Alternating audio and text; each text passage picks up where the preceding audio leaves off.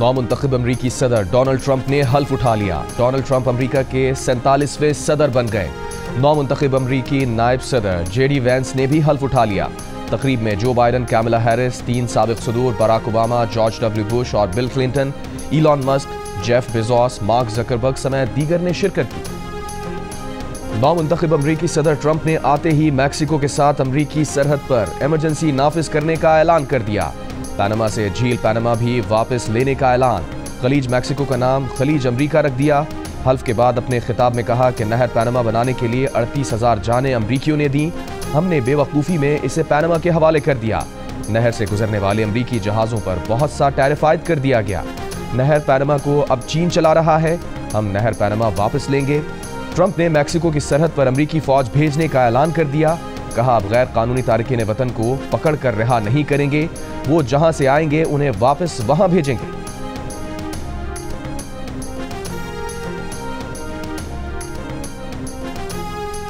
दुनिया भर में मेरी पॉलिसी अमन कायम करने वाले और मुत्तहिद करने वाले की होगी। ट्रंप का ऐलान। कहा हमें जंगें खत्म करके भी अपनी ताकत दिखाएंगे। मेरे हल्फ से एक रोज पहले यरगमाली इसराइल में अपने खानदानों को वापस आ रहे हैं। दुनिया में सबसे मजबूत फौज अमरीका की होगी और दुनिया भर के लोग अमरीका की शान और शौकत देखकर हैरान होंगे। ट्रंप की अमरीका की साबिक हुकूमतों पर शदीद तनकीद। कहा सेहत का सरकारी शोबा मुसीबत के वक्त हमारी मदद करने में नाकाम हो चुका। लॉस एंजलिस में आग अब तक जल रही है। यहाँ जो लोग खड़े हैं उनमें कई के अपने घर भी बाकी नहीं बचे। अमरीकी तालिबे निज़ाम हमारे अपने मुल्क से नफरत सिखा रहा है। ये सब आज से तब्दील होना शुरू हो जाएगा। महकमा इंसाफ में बदउनवानी खत्म कर देंगे। करप्ट निज़ाम की वजह से गरीब लोग मुतासिर हो रहे हैं। सबसे पहले अमरीका को रखूंगा। अमरीका का सुनहरी दौर आज से शुरू हो चुका है।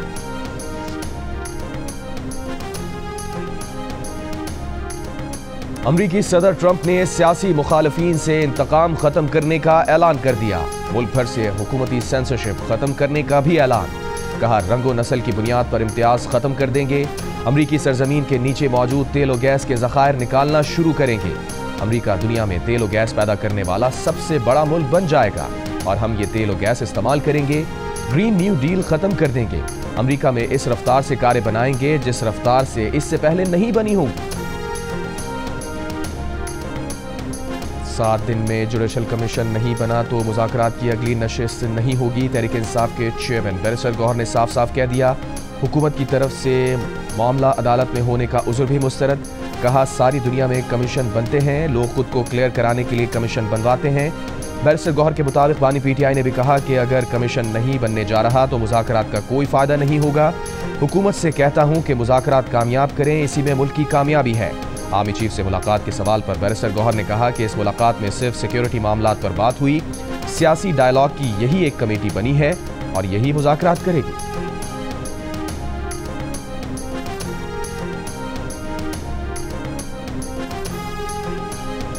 हुकूमती मुज़ाकराती कमेटी के तर्जुमान सेनेटर इरफान सिद्दीकी का कहना है कि अब तक जुडिशल कमीशन के बारे में कोई फैसला नहीं किया गया। 7 जमातें अपना अपना मौक़िफ़ लेकर 2-3 रोज़ में जमा होंगी।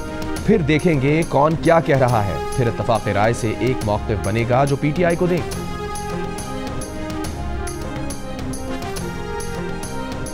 गवादर इंटरनेशनल एयरपोर्ट ऑपरेशनल हो गया। कराची से पहली परवाज की गवादर में लैंडिंग, वाटर सैल्यूट दिया गया।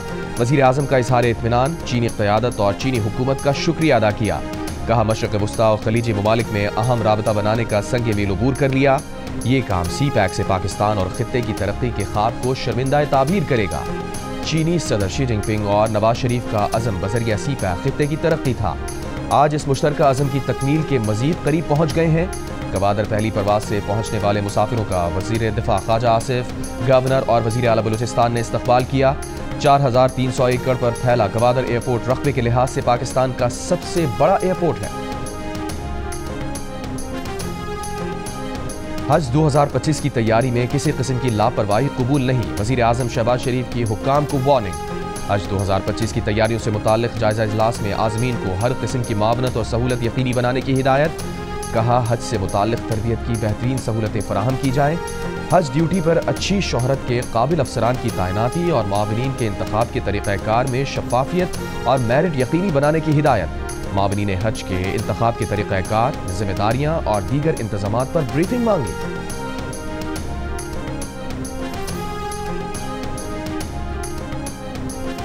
बानी पीटीआई की बहन अलीमा खान का कहना है कि बानी पीटीआई ने 190 मिलियन पाउंड केस के फैसले पर रद्द-ए-अमल देते हुए कहा है कि इस फैसले से पता चल गया कि सियासी इंतकाम के लिए अदलिया को इस्तेमाल किया जाता है। इस फैसले से पाकिस्तान की आलमी सतह पर जग हसाई हुई।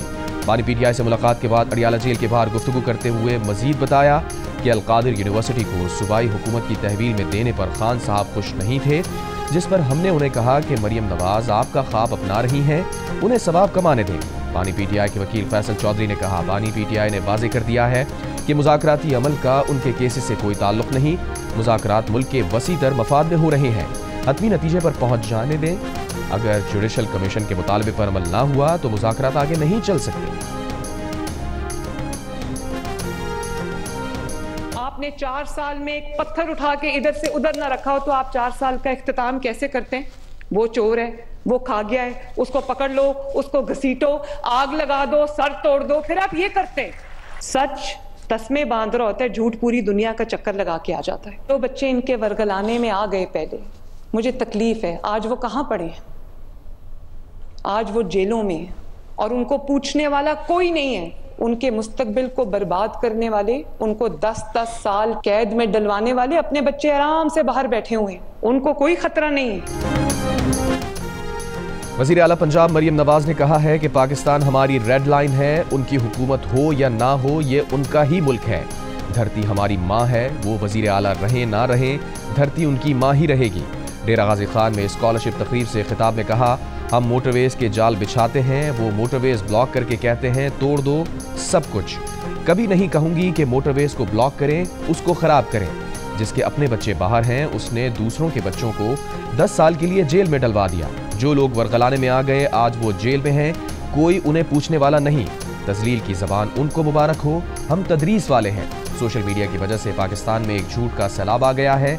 जिनके पास बताने के लिए कोई कारकर्दगी नहीं, वो झूठ का सहारा लेते हैं। सच तस्मे बांध रहा होता है और झूठ दुनिया का चक्कर लगाकर वापस आ जाता है।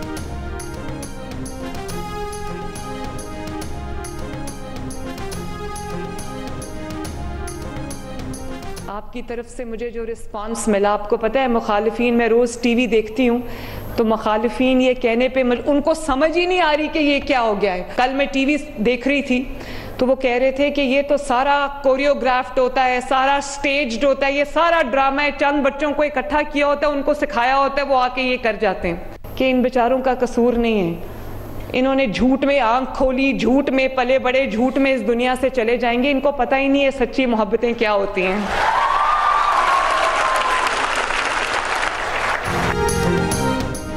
मुखालिफिन का कसूर नहीं, उन्होंने झूठ में आंखें खोली, झूठ में ही दुनिया से चले जाएंगे। वज़ीर आला पंजाब मरियम नवाज की डीजी खान यूनिवर्सिटी आमद, तलबा में वज़ाइफ तकसीम किए।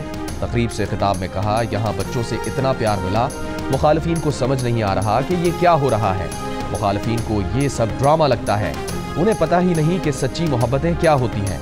इस प्रोग्राम को स्टेज शो कहने का प्रोपेगेंडा वो कर रहे हैं जिन्होंने कभी स्कॉलरशिप्स नहीं दी। मेरी ख्वाहिश है खैबर पख्तूनख्वा और बलूचिस्तान के स्टूडेंट्स के लिए भी स्कॉलरशिप्स लेकर जाएं। वज़ीर आला पंजाब का खिताब के बाद तलबा में घुल मिल गई, सेल्फियां बनवाई। दौरान तकरीब तलबा ने वज़ीर आला पंजाब को तहाइफ भी दी।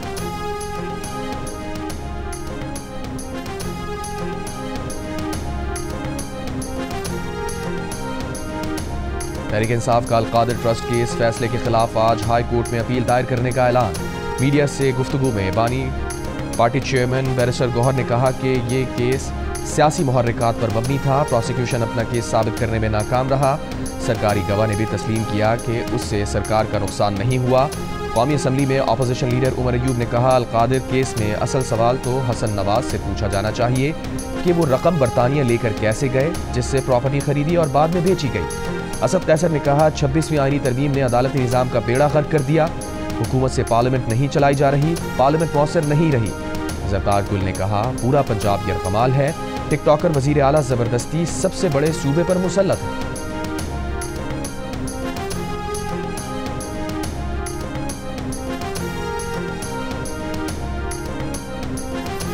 चेयरमैन सेनेट यूसुफ रज़ा गिलानी ने कहा है कि अपोजिशन और हुकूमत के दरमियान मैच नहीं, मुज़ाकरात चल रहे हैं।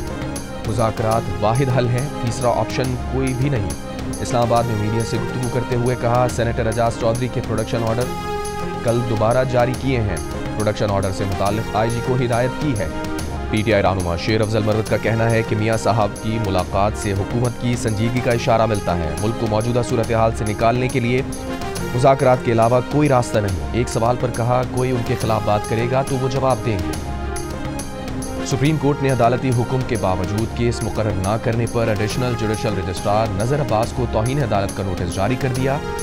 आईनी और रेगुलर बेंचेस के इख्तियारात से मुताल्लिक केस की समाअत के दौरान डिप्टी रजिस्ट्रार सुप्रीम कोर्ट ने बताया कि जजेस कमेटी ने यह केस 27 दिसंबर को मुकर्रर करने का फैसला किया, जिस पर जस्टिस मंसूर अली शाह ने कहा वो जजेस कमेटी के रुकन हैं मगर उन्हें इजलास का पता ही नहीं चला। जजेस कमेटी के पास ऐसा कोई इख्तियार नहीं है कि वो केस ही ना लगाए। जस्टिस आयशा मलिक ने कहा कि क्या अब एक रिसर्च अफसर बताएगा कि कौन सा केस कहाँ मुकर्रर होगा। कमेटी के पास केस ट्रांसफ़र का कोई इख्तियार नहीं है। 2 या 3 जहनों के मुकाबले में एक चीफ जस्टिस कैसे बेहतर हो सकते हैं। जस्टिस मंसूर ने कहा यह केस किसी दूसरी अदालत में नहीं रखा गया तो ये पूरा केस ही गायब कर दिया गया। अदालत का एडिशनल जुडिशल रजिस्ट्रार को आज 9:30 बजे ज़ाती हैसियत में पेश होकर वजाहत देने का हुक्म। सुप्रीम कोर्ट का सिविल मजिस्ट्रेट को PTI के MNA आदिल बाज़ई की शहबाज शरीफ के खिलाफ दरखास्त का जल्द फैसला करने का हुक्म। जस्टिस मंसूर अली शाह ने आदिल बाज़ई केस की तफसीली फैसले में कहा कि आदिल बाज़ई ने हल्फनामे से मुताल्लिक सदर नून लीग शहबाज शरीफ पर इल्ज़ाम लगाए हैं, जो इस वक्त वज़ीर आज़म हैं। जिस सिविल मजिस्ट्रेट के सामने ये मामला ज़ेर इल्तवा है वो जल्द इसका फैसला करें। पार्टी डिक्लेरेशन का तनाज़ा सिविल कोर्ट तय करेगी, इलेक्शन कमीशन तय नहीं कर सकता। जस्टिस आयशा मलिक ने अपने इजाफी नोट में कहा कि केस के हक़ाइक़ बताते हैं कि इलेक्शन कमीशन आईनी जिम्मेदारी निभाने में नाकाम रहा। इलेक्शन कमीशन ने एक सियासी जमात के हक़ में अपना झुकाव जाहिर किया। इलेक्शन कमीशन के हुकूमत के हक़ में झुकाव से सियासी निज़ाम की कानूनी हैसियत मुतासिर होगी।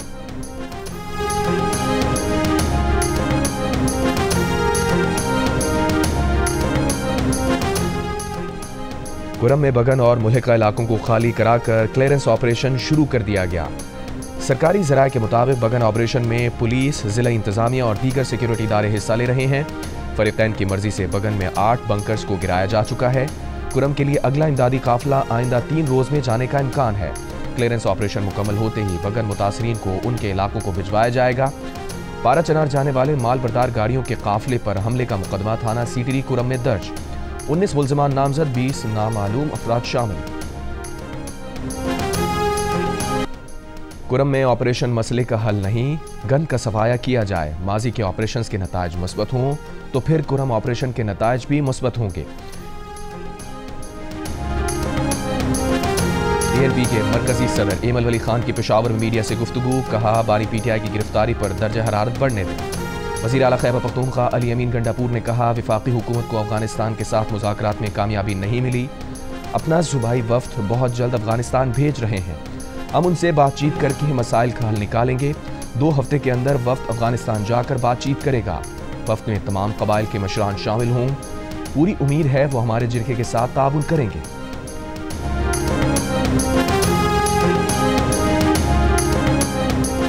ईरानी मुसल्लह अफवाज के chief of general staff major general Mohammad Bagheri की सदर मुमलिकत आसिफ अली जरदारी से मुलाकात। बाहमी मफाद में तिजारती और इक़्तिसादी ताल्लुकात बढ़ाने पर जोर।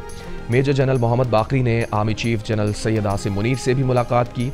इलाकाई सलामती की सूरत हाल और दोतरफा दिफाई ताउन के उमूर पर तबादला ख्याल।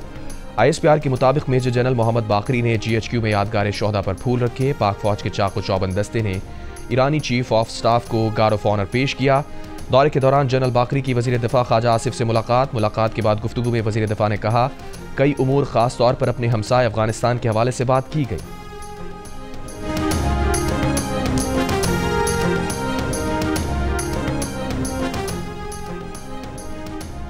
नॉर्थ कराची के 7 साला सारिम को अगवा के बाद कत्ल किए जाने की तस्दीक। पुलिस के मुताबिक सारिम को 5 रोज़ कबल कत्ल किया गया और फिर लाश टैंक में फेंकी गई। सारिम की गर्दन की हड्डी टूटी पाई गई, गला दबाकर कत्ल किया गया। शक की बिना पर बच्चे के करीबी रिश्तेदार को हिरासत में लिया है। DNA भी कराया जा रहा है। 7 साला सारिम की लाश गुमशुदगी के 11 रोज बाद इतवार को अपार्टमेंट बिल्डिंग के टैंक से मिली थी। वफाकी वज़ीर इत्तलात अता तारर का 8 फरवरी को यौम तामीर व तरक्की के तौर पर मनाने का ऐलान। इस्लामाबाद में जंग ग्रुप के ज़ेर एहतमाम क्रिकेट लीग की इख्तितामी तकरीब के मौके पर खिताब। अता तारर का कहना था मईशत के हवाले से अच्छी खबरें आ रही हैं, माशी इस्तेहकाम आ रहा है, सियासी इस्तेहकाम के लिए मुज़ाकरात कर रहे हैं, हमारे मैदानों की रौनकें बहाल हो रही हैं, चैंपियंस ट्रॉफी का पाकिस्तान में होना खुशाइन है। चैंपियंस ट्रॉफी में बेहतरीन टीम्स पाकिस्तान आ रही हैं। चैंपियंस ट्रॉफी में पाकिस्तानी शायकीन को बेहतर क्रिकेट देखने को मिलेगी।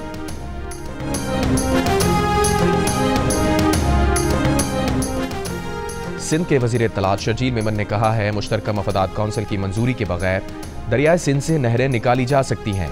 इस मामले पर वजीर आजम कौंसिल का इजलास बुलाएं। नहरों के मामले पर चेयरमैन पीपल्स पार्टी बिलावल भुट्टो जरदारी और वजीर आला सिंध का मौक़िफ़ बहुत वाज़े है। हैदराबाद में गुफ्तगू करते हुए शर्जील मेमन ने कहा, विफाक बाकी मंसूबे रोक कर हैदराबाद सक्खर सड़क तामीर करे। जो सूबा सबसे ज़्यादा टैक्स देता है उसे तरजीह देनी चाहिए। मंसूबा ना बनाने से मुल्की मईशत को नुकसान हो रहा है।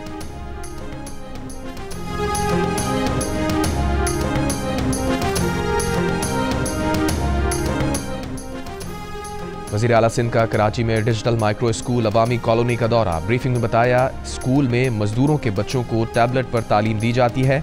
मुराद अली शाह ने कहा, बच्चों को स्कूल में लाने के लिए शाम की शिफ्ट शुरू करने की हिदायत। मुराद अली शाह ने वहां मौजूद लोगों से भी बातचीत की और उनके मसाइल हल करने का यकीन दिलाया।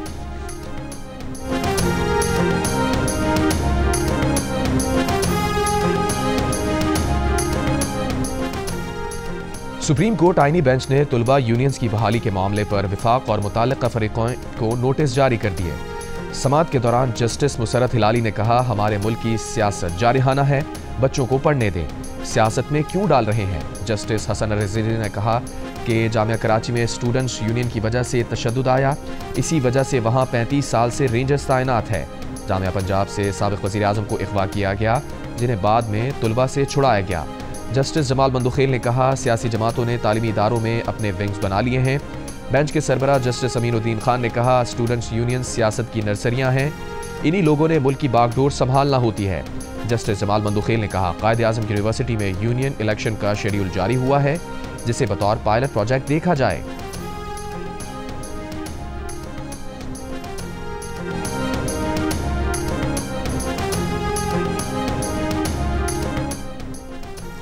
मनी ट्रेल साबित करना आसान नहीं है। मनी ट्रेल का सबूत तो काजी फायज़ ईसा भी पेश नहीं कर सके थे। इस्लामाबाद हाई कोर्ट के जस्टिस मोहसिन अख्तर कियानी के नैब नोटिस के खिलाफ दरखास्त की समाअत के दौरान रिमार्क्स।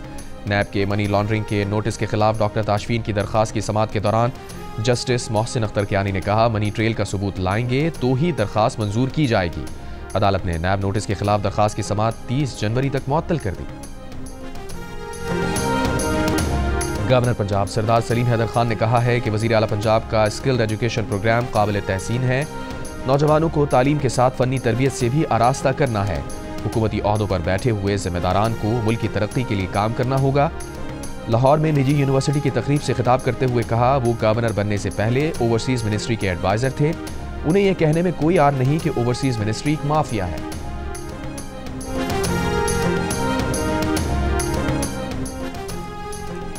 गवर्नर सिंध कामरान टिसोरी की कतर के कौंसल खाने आमद। गवर्नर सिंध ने गजा मुआहदे पर कतर के अहम किरदार अदा करने पर कौंसल जनरल को गुलदस्ता और मिठाई दी। कौंसल जनरल से मुलाकात में कहा, पाक कतर दोतरफा ताल्लुकात वक्त के साथ मजीद मुस्तहकम हो रहे हैं। कतर के सरमायाकारों को सूबे के पुरकशिश शोबों से फ़ायदा उठाना चाहिए। गजा में इसराइल हमास जंगबंदी का तीसरा रोज़। बेघर फ़लस्तीनियों की अपने इलाकों में वापसी जारी। इमदादी सामान के ट्रक भी गजा पहुंच रहे हैं। अक़वाम मुत्तहिदा के मुताबिक 630 इमदादी ट्रक गजा में दाखिल हुए। जंगबंदी के पहले रोज़ हमास ने 3 यरगमाली ख़वातीन रिहा की। तीनों ख़वातीन खुश और सेहतमंद दिखाई दी। बदले में इसराइल ने 90 फ़लस्तीनी कैदी ख़वातीन बच्चे रिहा किए। सियासतदान खालिदा जर्रार और सहाफ़ी रौला हसनैन रिहाई पाने वालों में शामिल। हमास का कहना है, कैदियों का अगला तबादला अगले हफ्ते 25 जनवरी को होगा। जंगबंदी के बाद तबाहशुदा इलाकों से 62 शोहदा की लाशें बरामद। गुज़िश्ता 15 माह से ज़ायद अरसे जारी रहने वाली इसराइली बमबारी से शोहदा की तादाद 47,000 से ज़ायद हो गई।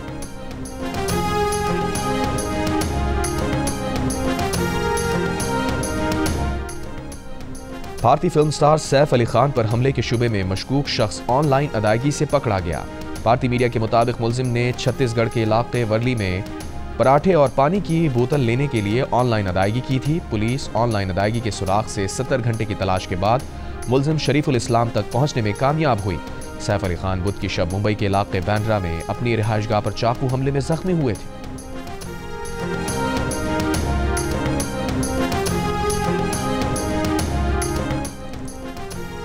आईसीसी चैंपियंस ट्रॉफी से कबल आईसीसी के आला सतही वफ्द का एक बार फिर कदाफी स्टेडियम का दौरा। वफ्द ने तामीराती काम और फिनिशिंग के कामों का जायजा लिया।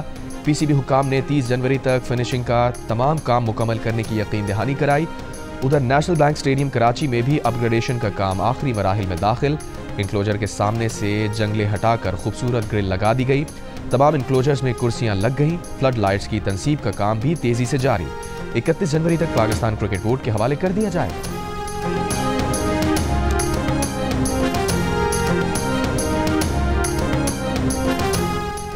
और ICC under 19 women's T20 world cup में इंग्लैंड ने पाकिस्तान को 6 विकेट से हरा दिया। ग्रीन शर्ट्स की जानिब से दिया 67 रन का हदफ। इंग्लिश टीम ने 10वें ओवर में पूरा कर दिया। टीम आखिरी ग्रुप मैच बुध को आयरलैंड के खिलाफ खेलेगी।